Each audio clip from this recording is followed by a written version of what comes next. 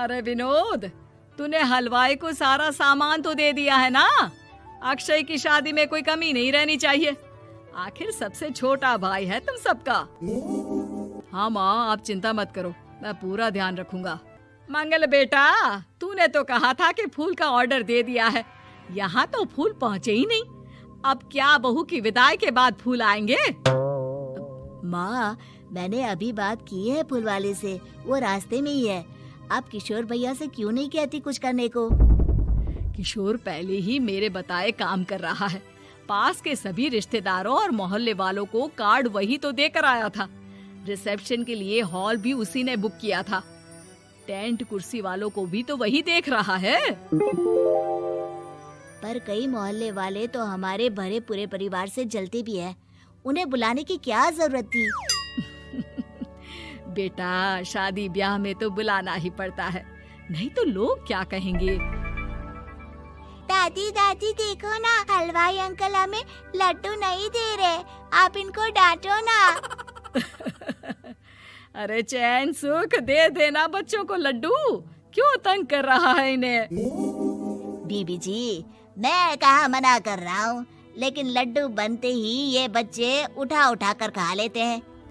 अरे मैं तो इन्हें थाल में रख के परोस भी नहीं पा रहा। भागो, अब कोल्ड ड्रिंक पीने चलते हैं। भागो भागो, अब कोल्ड ड्रिंक पीने चलते हैं।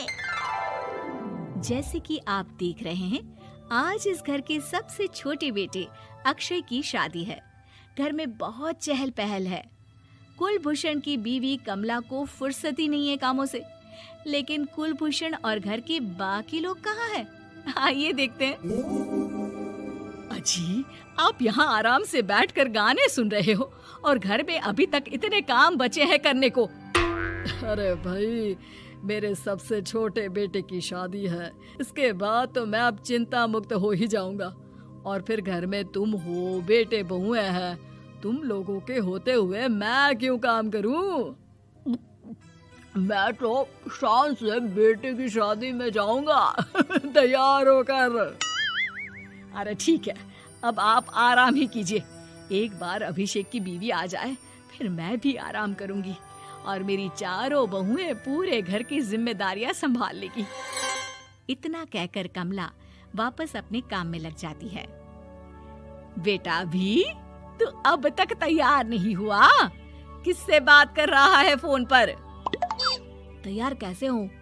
सैलून जाने से तो आपने मना किया है, क्योंकि मुझे हल्दी लग चुकी है।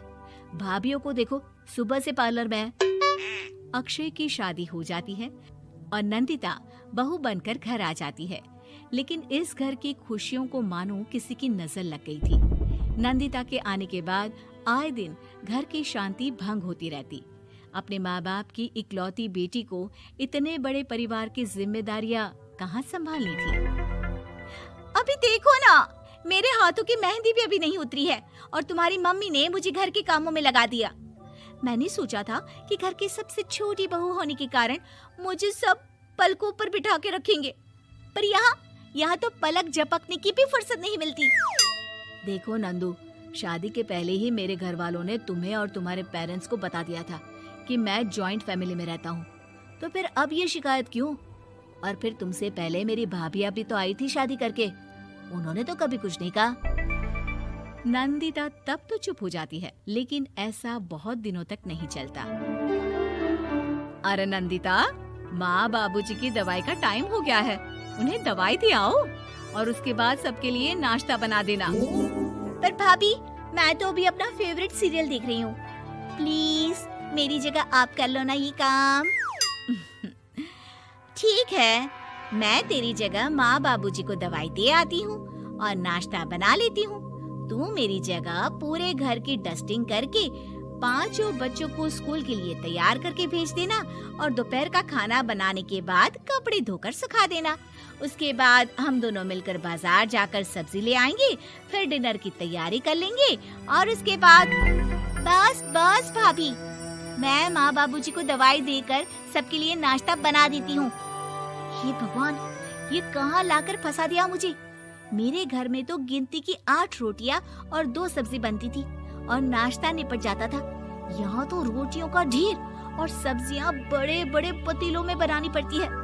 नाश्ता बनते बनते लंच का टाइम हो जाता है और लंच बनते बनते डिनर का।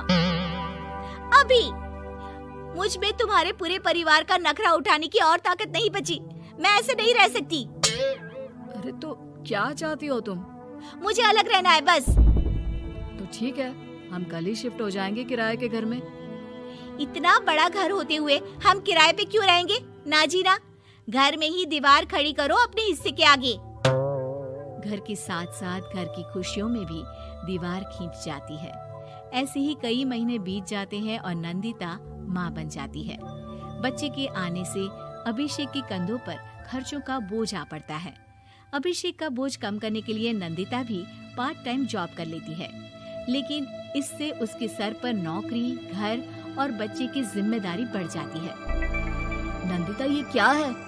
तुमने घर भी ठीक से साफ नहीं किया, ना ही मेरे कपड़े धुले हैं। चिंटू के बाल भी कटवाने जाना था, देखो उसके बाल कितने बढ़ गए हैं। अरे करती क्या हो पूरा दिन तुम? मैं करती क्या हूँ? तुम्हारा नाश्ता और लंच बनाने के बाद चिंटू को डे केयर सेंटर पर छोड़ कर आती हूँ, फिर खुद ऑफिस जाती हूँ। पूरा दिन काम करके आने के बाद बिना आराम किए बाजार से सब्जियाँ लेकर आती हूँ, घर आकर खाना बनाती हूँ, चिंटू को देखती हूँ, और क्या करूँ मैं? तो किसने कहा था अपने सर पर इतने काम लेने को? मत जाओ ऑफिस। ऑफिस जाए बिना घर के खर्चे कहाँ से पूरे होंगे? चिंटू की डे केयर का खर्च, उसके लिए बेबी फूड का खर्च, प्रेस वाले का खर्च, ये सब तुम्हारी सैलरी से होता नहीं है। अगर परिवार से अलग नहीं होती तो इतनी मुसीबतें नहीं उठानी पड़ती तुम्हें परिवार के साथ मिलकर काम करने में दिक्कत थी, लेकिन काम तो अब भी बहुत है तुम्हारे सर पर। चिंटू को भी डे केयर भेजने की जरूरत नहीं पड़ती। उसको गोद में खिलाने के लिए दादा दादी और घर के सभी बड़े होते। उसके साथ खेलने के लिए उसके भाई बहन भी होते।